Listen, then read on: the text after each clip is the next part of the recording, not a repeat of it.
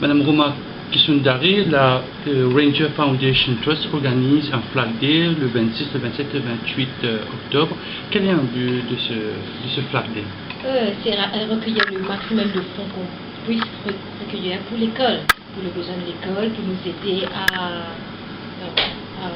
subvenir aux besoins de l'école, des dépenses administratives. C'est une école située à Mont-Désir. Quelle est la particularité de cette école?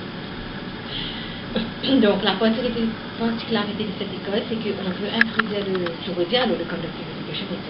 Donc c'est qu'on veut introduire une éducation spéciale qui s'appelle le conductive education, qui aide une personne ou un enfant qui est en chaise roulante de pouvoir se débrouiller tout seul, à s'habiller tout seul, à manger tout seul, et ne pas dépendre de quelqu'un pour ses besoins naturels. Et aussi, on veut donner la possibilité à ces enfants qui ont quand même une certaine puissance intellectuelle de pouvoir avoir une éducation jusqu'à la CPE. Et donc, ce qu'on veut introduire dans notre école, c'est le motion curriculum, c'est-à-dire éduquer l'enfant, standard one, tout ce qu'un enfant normal, en allant à une école normale, apprennent. Donc, c'est ce qu'on veut, que les enfants qui viennent à l'école chez nous ont les mêmes facilités. Quand vous dites qu'ils sont atteints de handicap cérébral, au concret, qu'est-ce que ça veut dire? Un handicap cérébral, c'est-à-dire qu'il y a une partie de leur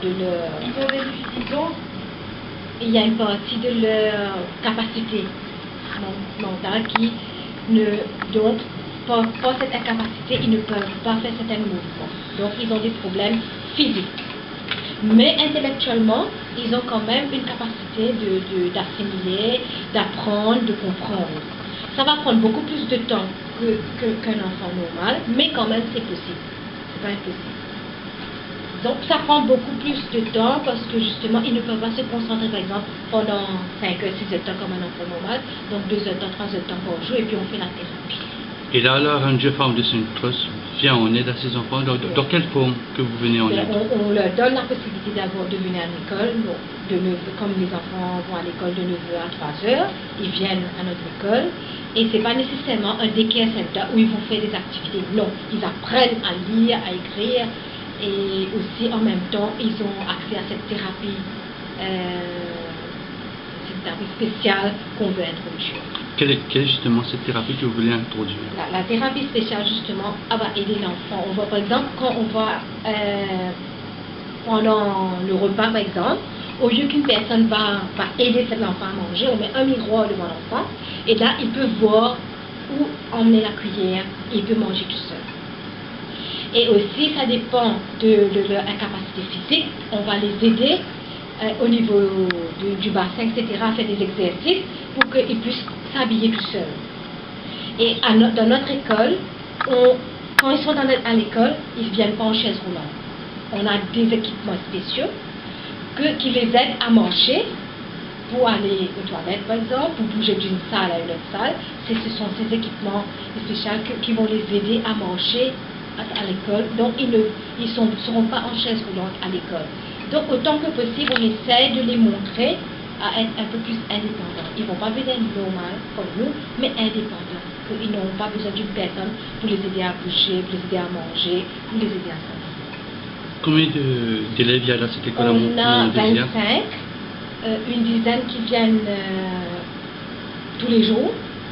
Et il y a des bébés qui viennent uniquement pour la thérapie, 2 heures de temps, 3 heures de temps, ça dépend de leurs besoins. Selon votre connaissance, quel est le taux d'enfants qui naissent avec cette incapacité? Donc, pour être très franche avec vous, on n'a pas vraiment un chiffre que je peux vous donner maintenant.